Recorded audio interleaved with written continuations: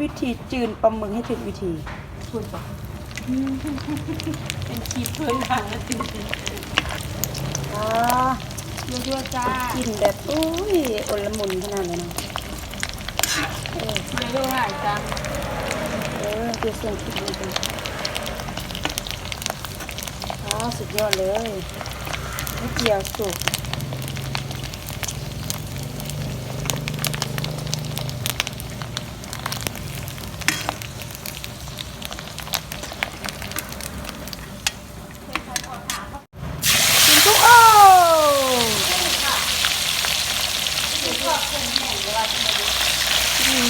ทอดกุ้งแบบ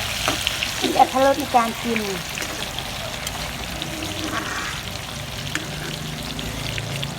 มันจะบ่เห็นหุ่งกันเลย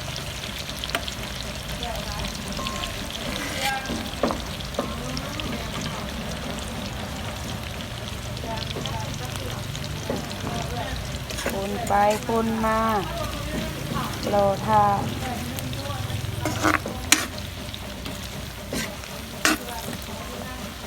กินกับตามบักลุงรอท่ากุ้งสุกเดียวมาบึ่งตามหงท้ามาบึ้งปาดมะนาว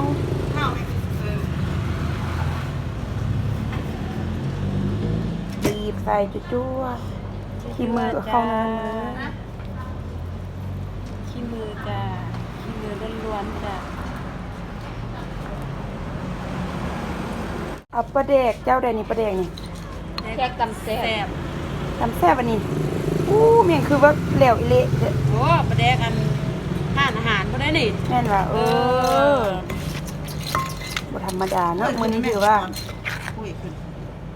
โอ้ยั่วๆจ้าโอ้จ้า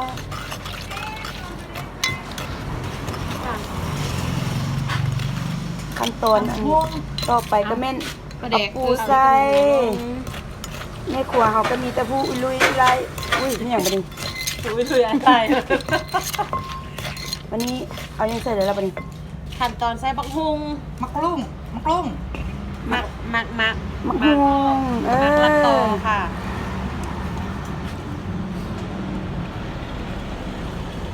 แซ่บเวอร์มือเน้นใหญ่มือใหญ่มากตัวทำไมบัดนี้ตัวเลยบัดนี้ตัวใช่ค่ะตัว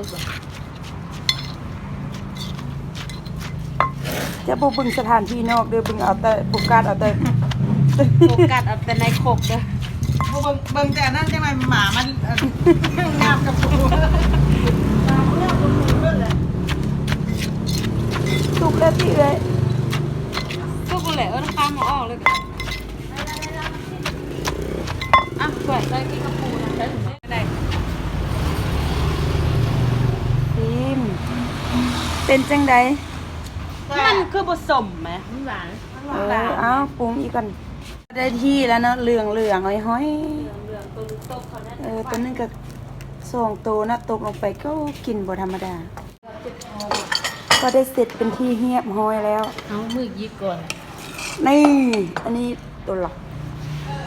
โอ้ลายเนี่ยตำมือมากุ้งแห้งปลาหมึก